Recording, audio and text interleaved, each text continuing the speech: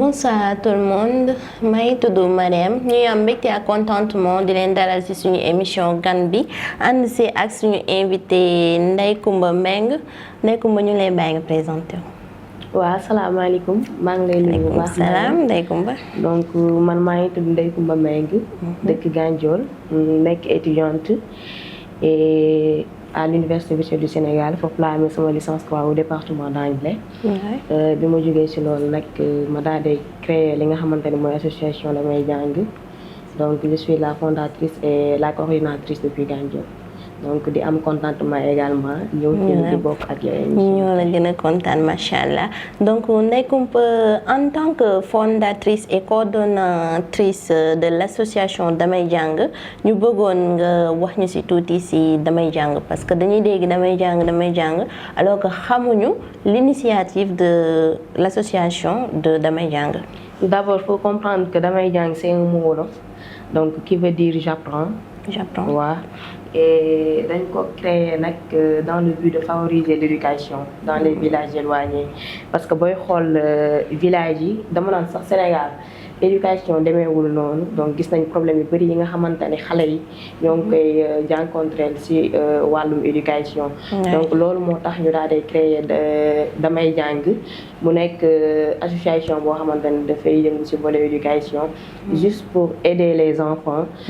déscolarisés pour qu'ils puissent avoir l'accès à l'éducation. ba tey bu ñu doon wax ne 100% xale yi ñoo ngi jàng wala ba 99% xale yi ñoo ngi jàng ñu mën ne 100% xale yi tey ñoo ngi jàng donc c'est juste pour participer sur le développement quoi yëngu ci éducation bu baax. yëngu ci éducation bu baax a baax c'est une bonne initiative alors pourquoi vous avez opté à faire l'éducation et non pas le social lan moo la ci poussé d'où vient l'idée? Bien, d'abord quand tu parles de l'éducation mënoo wax éducation sans pour autant nga génn ci social. parce que bu fekkente ne da nga ne c'est pour aider les enfants pour qu'ils puissent avoir l'accès à l'éducation dans ce cas le mot social il vient boo waxee loolu rek social dugg na ci parce que fu aider nekk rek yaakaar naa social mi ngi fa. donc loolu moo tax ñu créer association Damay Jàng mu nekk di yëngu d'abord ci social parce que li ñuy def social la. oui ça c'est vrai aussi donc idée bi nan la dikkee. man nag dama nekkoon benn centre di liggéey comme bibliothécaire j'ai fait là-bas 2 ans mais da ngay gis ne bibliothèque bi xale yi ni ñu waree accéder dëggantaan duñ ko accéder. wala dañuy ñëw ba foofu noonu au lieu ñu jël livre lire def lecture dañuy nekk di def yeneen chose daal dañuy ñëw di photo par exemple. li nga xamante ne moo leen fa tax a jug dëggantaan duñu ko def. wala boog boo génnee xale yi ni ñu doon jàngee léegi jàng bi demeewul noonu. da ngay gis benn xale nga yaakaar ne mu ngi jàng boo ko laajee mun la jàngulee tout ça. donc loolu moo tax vraiment ñun tamit ñu daal di am volonté wu créer li nga xamante ne mooy association Damay Jàng pour mën a favoriser éducation jàppale xale yi expliquer leen réellement l'importance de l'éducation bu ko defee xale yi ñoom tamit ñu daal di mën a xam lan mooy éducation mën a dem jàngi. Oui, c'est une bonne chose. Alors, quels sont les objectifs réellement? Je pense que sànq cité nga ko mais dañ bëggoon nga élargir ko d'une façon large ñëpp mën a comprendre lan mooy objectifu Damay Jàng dëggantaan. D'abord Damay Jàng dafa nekk di liggéey sur 3 points. bi ci njëkk bi mooy aider les enfants déscolarisés pour qu'ils puissent avoir l'accès à l'éducation dans les villages les enfants qui sont dans les villages parce que dañu seetlu ne village yi xale yi fay nekk dafay bëri ay xale macha allah. comme le cas de Gandiol. mais xale yi lu ci bëri duñu jàng d'abord c'est ça. loolu mooy premier objectif bi. deuxième objectif mooy le maintien des filles dans les établissements parce que seetlu nañ ne xale yi jigéen ñi seen jàng demeetul noonu wala. yàgguñu ci école bi. bu ñu demee dugg tamit à un certain niveau dañuy arrêter duñu continuer seen jàng. Troisième point mooy venir en aide les enfants vulnérables tels que les enfants dits enfants talibés donc pour jàppale leen ñoom tamit ñu mën a gis seen bopp ci biir parce que quand on dit que l'association Damay Jàng travaille pour les enfants donc loolu mënoo ci génne xale yi nga xamante ne ñoom la ñuy woowee xale yi talibé donc en gros daal ci loolu ci 3 points yooyu lay liggéey. Ça c'est une bonne chose alors ñu leen di laaj aussi est-ce que cette association est juste basée à Gandiol est-ce que c'est encore répandu est-ce que Gandiol rek la yam non donc pour mën a yaatal liggéey bi association bi Gandiol mooy base bi parce que foofu la jógee foofu la idée bi jógee tout ça mais on a créé des sous-sections dans tout le Sénégal loolu mooy suñu mbébét mais pour le moment nous avons 7 sections yoo xamante ni section bu si nekk am na coordinateur wala coordinatrice équipe damay jàng donc noonu lañu def ba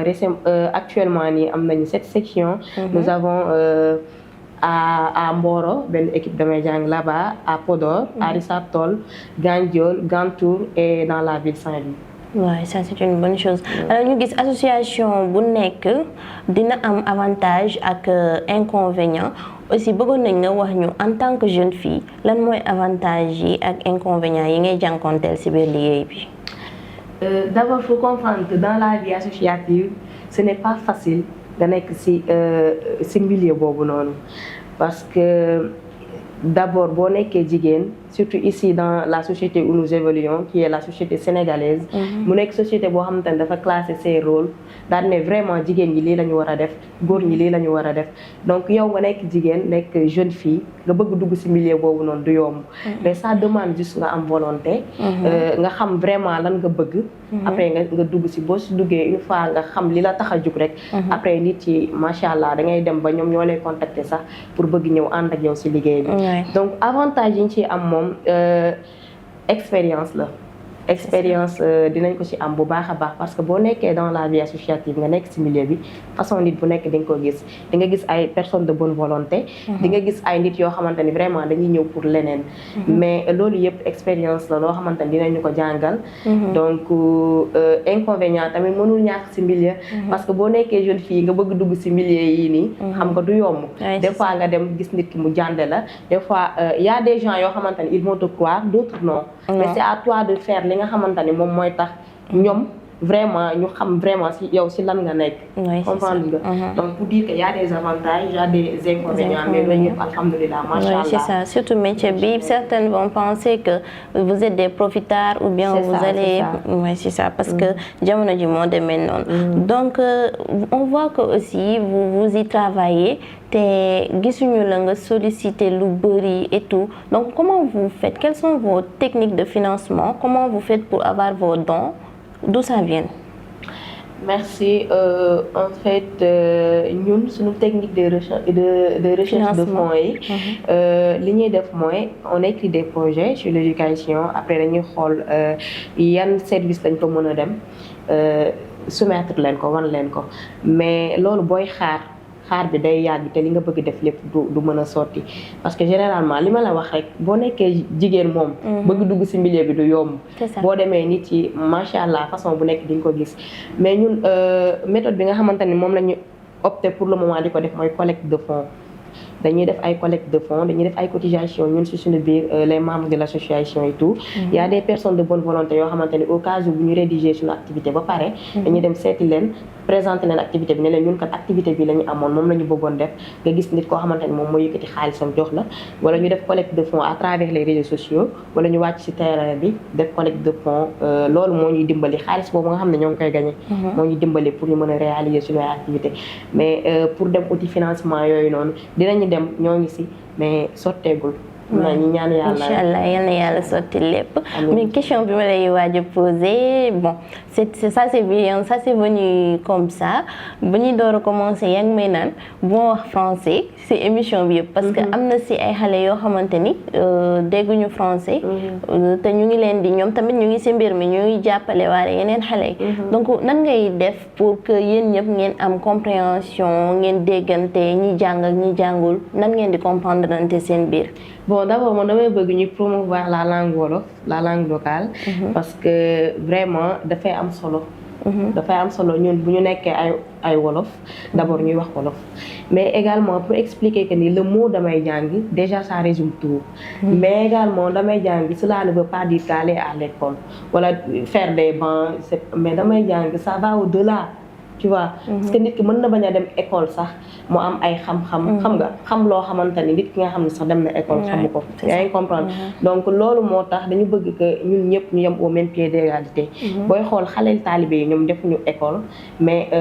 kii bi la ñuy jàng alxuraan la ñuy jàng kooku xam nga mënoo dem si moom di waxante ak moom français te émission bi buñ ci paree incha allah bëgg nañ ñoom ñëpp ñu gis ko ñu xam ñun lan lañ doon wax ñoom tamit ñu gis ci seen bopp donc loolu moo tax ma bëgg vraiment ñu fexe ba kenn ku si nekk rek fépp foo mënti nekk nga gis sa bopp tu te sens à l'aise donc loolu moo waral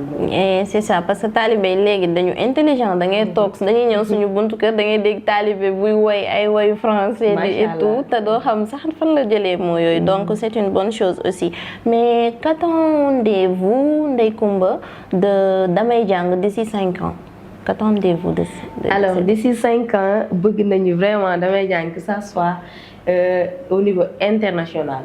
ba Damay Jàng dootul nekk loo xamante ni sax nit yi ñoo la koy genre nit ñi nga xamante ni les membres de l'association ñoom ñoo la koy présenté wala Ndeye Comba Mbengue coordinatrice au niveau de Gandiol moom mooy ñëw di la présenter Damay Jàng mais da ngay dajeek nit sax moom mu lay wax Damay Jàng donc bu ñu sañoon daal Damay Jàng d'ici 5 ans ñu réaliser ay activités yu bëri sur le cadre de l'éducation vraiment mu nekk loo xamante ni ñëpp dañ koy xam kenn ku si nekk tam mën si gis sa bopp vraiment loolu daal lañu bëgg inchallah rabbi donc c'est une bonne chose yal nañu si yàlla jàppale ñu àgg fa ak jàmm inchallah rabbi ban conseil nga mën a jox parents yi nga xamante ni ñu ngi téye seen doom yi seen kër yóbbuwuñu leen école pour ñoom école c'est une bonne chose ça détruit et tout donc ban conseil nga leen mën a jox. D'abord, il faut comprendre que l'éducation, c'est la base de toute chose. Moi, je me dis, ak loo mënti men ak noo mënti def bu fekkente ne yow amoo benn éducation bi war rek. D'abord waaw voilà mën nañ ne des na. Donc parents yi nga xamante ni ñoom dañuy jël seen doom yi di leen téye di leen wax ne ay bu leen dem jàngi wala jàng jigéen amul solo wala jàng amul sens. man loolu man vraiment bëgguma nit di wax loolu. parce que jàng fi mu la mën a jëlee fi mu la mën a yóbbu yow amaana sax mënoo ko xam. Au moins je me dis savoir lire et écrire mën na la jàppale si lu bëri si sa àdduna surtout le monde où nous sommes nii actuellement là où nous sommes boo jàngul rek mën naa ne perte ga parce que jàng dafa am solo nekk loo xamante ne mën na la dimbali dans le futur dimbali la bu baax a baax donc di ñaan rek parents yi nga xamante ne peut-être dañoo dese comprendre li nga xamante ne mooy éducation wala solo bi nga xamante ne am na ko ba tax na ñun dans nos activités dañuy def ay sensibilisation sur l'importance de l'éducation au niveau des parents di dem di gisante ak ñoom di waxtaan ak ñoom di leen expliquer njariñ bi nga xamante ne am na ko pour ñoom ñu mën a bàyyi seen doom yi ñu dem jàngi donc di leen ñaan rek ngeen bàyyi xale yi ñu dem jàngi di wax ne jàng vraiment am na solo boo ci tolloo def ko après doo ko rëccu. Oui c'est ça j'espère que parents yi dégg ngeen li ñu suñu fondatrice bi wax Ndeye Comba Mbengue à chaque fois c'est une bonne chose que ñuy sensibiliser xale yi si jàng bi parce que jamono ji fi mu toll dafa laaj loolu ñun jàng nañ ba moom xam na si dara ñun jàng nañ ñi jàng ba am seen diplôme sax jëlatuñ leen ci entreprise yi waxatuma la ku jàngul donc laisser les enfants aller à l'école faire des découvertes c'est une bonne chose parce que talibé ñu ngi nii doo gis talibé bu toog école mais dañuy wax français comme pas possible te xamoo fu ñu ko jàngee alors ñu leen koy ñaaxaat ci wolof ngeen bàyyi xale yi ñu dem école découvrir lan mooy école Ndeye ñu bàyyi la nga tàggoo ak mbokku téléspectateurs yi c'était un réel plaisir. D'accord Mariam d'abord bëggoon naa expliquer le tuuti rek si li nga wax ne xale yi taalibe yi des fois dañuy ñëw di wax français nga naan waa nji li ñuy wax dañu ko jëlee donc ñun à travers nos activités également bu ñu demee xooli taalibe yi dañu bëgg di leen jox ay cours d'alphabétisation pour que xale yi au moins li ma lay wax ñu mën a lire mën a bind au moins ñu mën a bind seen tur xam nga di def ak ñoom ay activités infantiles yoo xamante ne xale yi ñoom dinañ ci gis seen bopp di leen jàngal bonjour ça va yooyu noonu jarul xeeb man dama jàpp ne yooyu ce sont yoo xamante ne xale yi dañ ko war a xam ko war a def si ñoom tamit ñu xam ko donc ñun tamit également dañuy def ces genres d'activités là di def ay dons par exemple si talibé yi di leen jëndal parce que récemment ñoo ngi nekkoon di def distribution des chaussures pour les enfants talibés donc ñoo ngi ko doon def